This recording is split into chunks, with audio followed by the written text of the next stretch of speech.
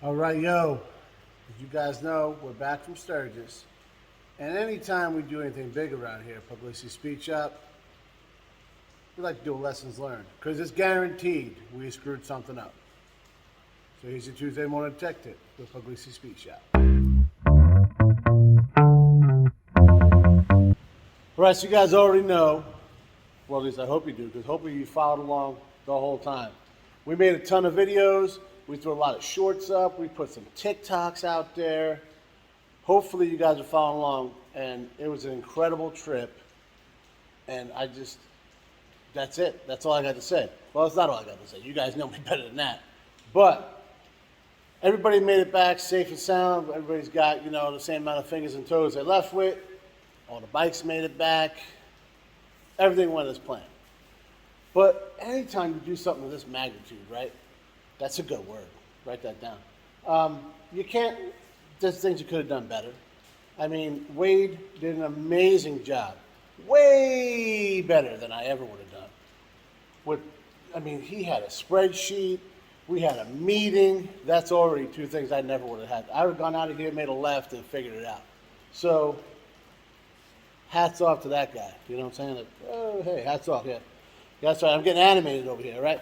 But he did awesome, and I'm so glad he did it because we got way more done than we ever would have any other way. And everybody helped out. It wasn't just Wade. Wade did but everybody had input. Everybody was talking at the meeting. Everybody was just involved, and that's what you need. You need a solid group of people, which we definitely had.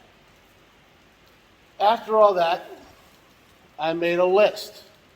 Right here, this guy, yeah.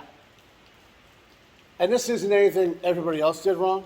This is what this guy did wrong. Because it's the first time I made a big trip, of that magnitude. There it is again. I gotta get a better word. There's another one. I'll come up with more. It's okay. It's a source. Yeah, that's an idea. But I've driven cross country 8 or 9 times. Moving trucks and vehicles, just like regular, cars, trucks, whatever. First time I ever did on a bike. Anytime I went on a long trip on a bike, I was like meeting, we'll go away on a detachment, right? You put your stuff in the truck with all your gear for the work on aircraft and uniforms and all that, and I just follow, 6 hours, 7 hours, whatever. A little different when you got to carry that stuff yourself, but I learned that. So I'm going to sit down and talk about all that stuff. So just to clarify, because I realized I ramble, you just know that. But when I was talking about that scenario where I would go and meet the truck or whatever, when I was in the Navy, we'd take a detachment, right? You'd take the plane somewhere else. And the planes would fly up there, you put all your gear in a truck, like a tractor trailer, and they'd go up there, and I was always the guy that would stay back and make sure the jets left, And when I did that, after they would take off, I'd jump, I had a Ninja at the time, and I shot up to Lemoore, from Lemoore rather, which is in California, up to Fallon, Nevada for that, and then, or I would leave Lemoore and shoot down to San Diego. Either way, it's like 6 or 7 hours either direction. So that's what the distance isn't a problem, but packing for that distance is a problem. Well, it can be if you're not careful, So that's where I want to clarify. Some people don't know what I was talking about. But like I said, I learned a lot. I think everybody did, even guys like Wade and Dave, and even Wayne. Wayne made the trip before. Dave rode to Alaska at some point. Forget about it, right? Wade, I think he was born on a motorcycle. He's always somewhere. So, John's the same way. He's always riding somewhere. But I think even they learned something. Probably not as much as I did because I was a rookie with this kind of thing. So, it is what it is, right? What are you going to do? Now we're experienced. I want to pass it on to you. So, I had the kids shoot the list up like this area. And first thing is pack better, right?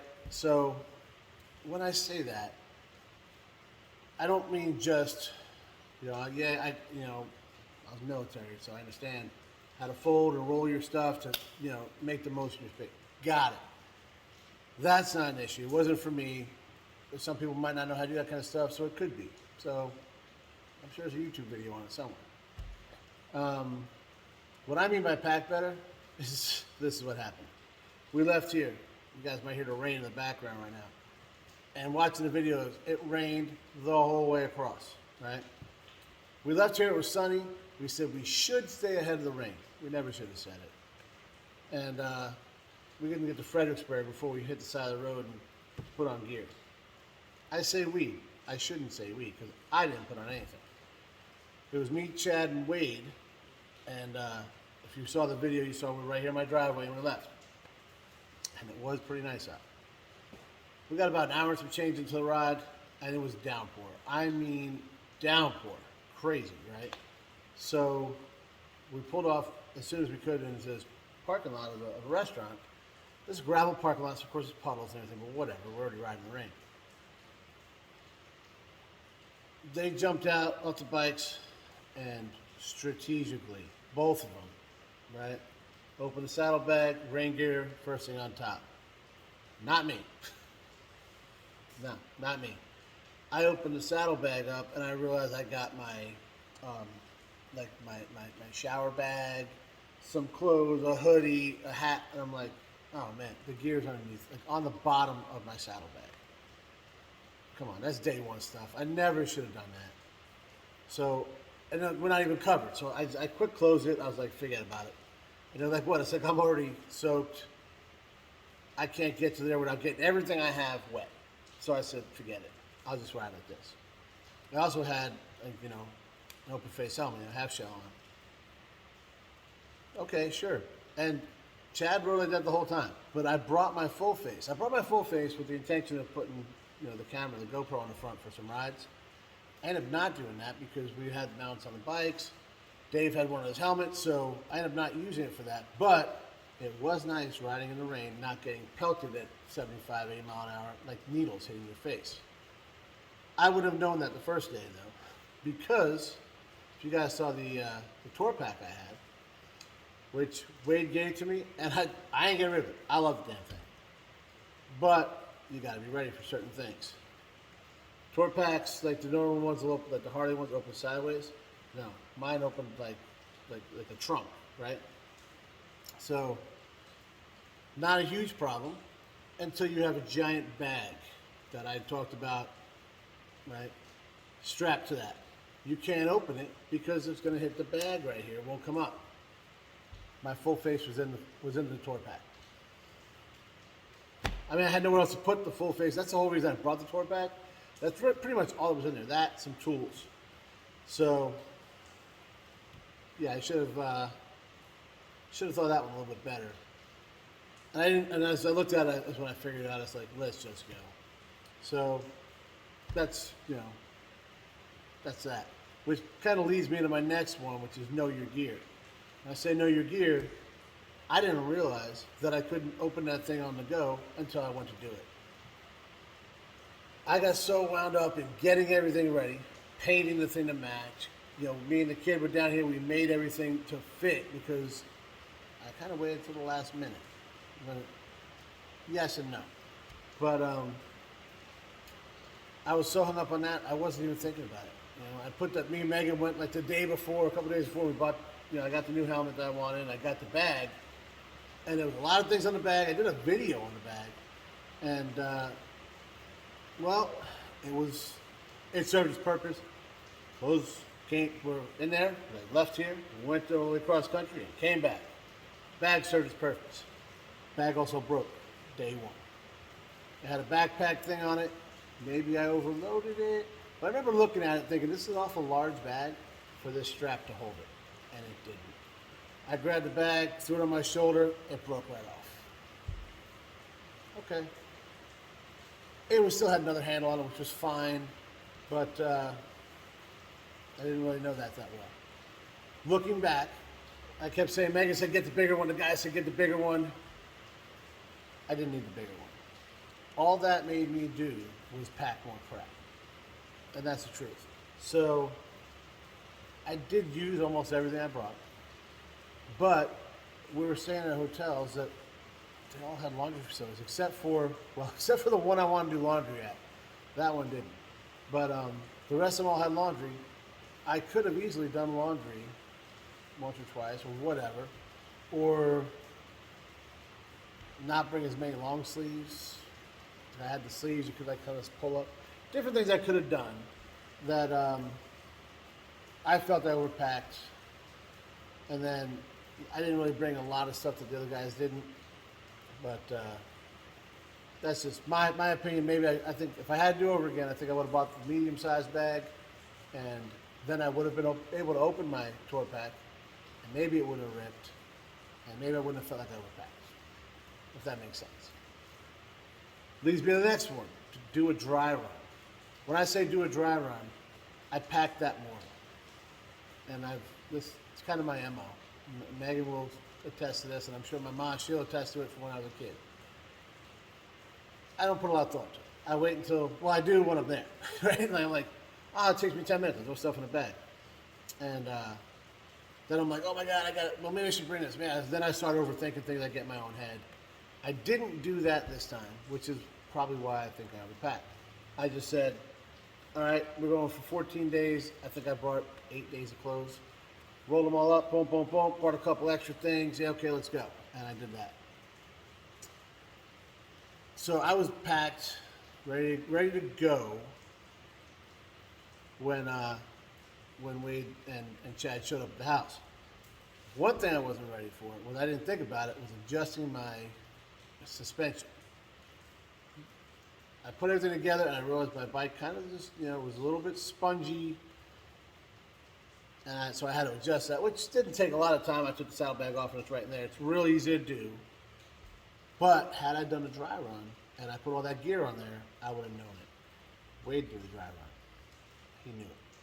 So there's that. The next one, expect the unexpected. I get it. It sounds like roadhousey. I know. But it's true. Perfect example is I went over everything on that bike.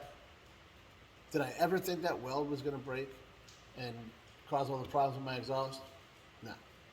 Why would I ever think that? Why would Sean have thought that his wheel was going to start shaking like crazy because they didn't put any weight on it when they told him they did? They said they put the beads in there. When we got that Harley dealership, they took it apart. There was nothing in there. He would never would have known that unless he was doing 75 mile an hour. Dave had just serviced his bike. He had no issues. But here it was. He was doing having some problems with the clutch and the trans shifting and all that. You got to expect these things. And we did write a lot of slop into the whole schedule. So we were able to take care of those things and still get there. And then, as luck had it, we met Todd and he fixed my bike. But you got to expect it. I mean, the bike's 3 years old. It had I think 16,000 miles on it when we left. And it had a Bassani exhaust, aftermarket. I bought brand new. Harley installed it, the whole thing. I never had an issue. Well, I mean, once I had the issue, of course, I Google it, right? And what happens? All these guys. Even on some of the videos I put out. Yeah, it happened to my Bassani pipe too. So it is somewhat of a known problem. But how would I know that unless it broke? You're never going to look into that, right? I mean, now I will, but, So, expect that. The next one, it's kind of ironic. It's this far down. Make a list. I didn't do that. I had it all up here. I got it. And granted, I didn't forget anything. At least not that I know of. But if I had a list and I was checking things off, it would have been a lot easier. So the next one is another one that's been on the list before. We did, other lessons learned. Ask for help. I talked to the guys a little bit. I waited to talk to Wade. I should have talked to him earlier. I should have talked to Wayne, who actually made the exact same trip. But pride or whatever, I didn't do it again. That's what tools are important. I brought a couple little things. Wade had a little kit. Everybody had a little kit. And talking about things, we all pretty much had what we needed. Except for, and this is funny because we were working on Joe's truck in the shop here a couple days prior. We needed some safety wire. I didn't have it. I'm an airframer. Aircraft maintenance, safety wire that's an airframer's job. I was a little embarrassed I didn't have it. And then twice in 2 weeks, I didn't have it. So that's my fault, 100%. And then in the toolbox over there, I got 2 or 3 pairs of safety wire pliers. Didn't bring those either. Because why would you think you need them, right? I ended up with that crappy strapping to try and hold the exhaust back on. If I had safety wire, I could have safety wired, no problem, done, and it would have been a lot better off and a lot easier, and probably lasted way longer than that crappy little strap did that I made. And I had JB Weld in the back of the shop. Why didn't I bring that? Instead, I had to buy into the pack, right? I mean, granted, it's $10, whatever, but the safety wire pliers I bought on the road with $30. So there's $40 that I spent, and then buying the safety wire. $50 I spent, I didn't have to spend. I could have got a way better if I brought the tools I already had and just, bought safety wire at Harbor Freight or something like that. I probably would have spent about $5 or $10 instead of 50. So I've upgraded my tools in the bike ever since. And I'll probably do a video on that, let you guys see what's going on. But next here is dress for comfort. I get it, right? We're going out on a ride. Right, bikers, man. I'm going to Sturgis, dude. Like that's what you do. So you want to be in the gear, right? So that was a bad call. When I say dress for comfort, my problem was, you guys all know we're in a club, so wearing a vest or cuts as they're called, and I always make fun of the guys with the chains, right? Because they're usually a little heavier, and you bust chops, right? Well, I found something else. So I just leave mine open usually. Well, I'm not usually riding for 8 to 10 hours a day. And it's back blowing behind me, and it's pushing on my neck, right? I started getting a stiff neck. So that's why I'll just snap it, right? So I snap it, not an issue. Okay, cool, let's go. Well, it's like 100 degrees. It's hot, I ain't getting no wind. So I was like, well, then it hit me. Hey, if I had those chains, so I bought them, right? I bought them in Sturgis. They all broke my balls. I got home. Megan broke my balls. My brother, so here's a side tip. Don't talk trash until you understand completely because you're like, oh, how much weight did you gain out there? I didn't gain any weight. It made a lot of sense. So for anybody that ever made fun of those things, apologize. Next, don't overdo it. So we did 500 miles a day on the way out there. None of us have been on long rides really yet this year. So maybe one ride, right? And I was like, man, 500 sounded like a lot. Now it doesn't sound like a whole lot. But we eased into it, right? And, you got everybody's riding is different. You got 7 guys. Everybody gets tired differently, all that kind of thing. So we stuck to the plan. We 100%, we made every checkpoint we wanted to all the way along. There was a night or two we rode later than we wanted to because we got a later start because the bike broke down or whatever. But we stuck to it without overdoing it, which was key. If you got somebody in your group and they're like, hey man, I gotta stop, listen to him, man. That guy could have some kind of issue, end up hurting himself, hurting you, hurting other. You don't know. So, and at the same time, if you're that guy, say something. Say something, pride aside, if you're with friends, they're gonna understand. So, and if they're not your friends, who cares? Forget about it, right? Lastly, and most importantly, have fun. I know I shouldn't even have to say that, right? But when leading up to it, I was getting a little stressed. I was like, man, this is a long ride. Am I ready for this? These other guys have done it. Whatever. And then I was messing with the bike, and I'm like, oh, and I'm working down the shop late, and not getting a lot of sleep because I'm staying up late to work on the bike. I still get up at 4 o'clock in the morning to go to work. Yeah, man. It can be stressful. But there was a time, at one point I was like, man, I'm not going to get the bike done. I'm not going to be ready. I'm just not going to go. And I thought it. I never said it. And I am glad that was a second thought and it was gone. Because I had the time of my life. So keep it fun, man. Just like anything else you're doing in the shop, keep it fun. That's why you're doing it. The second it becomes work, it ain't fun. Thanks for watching, guys.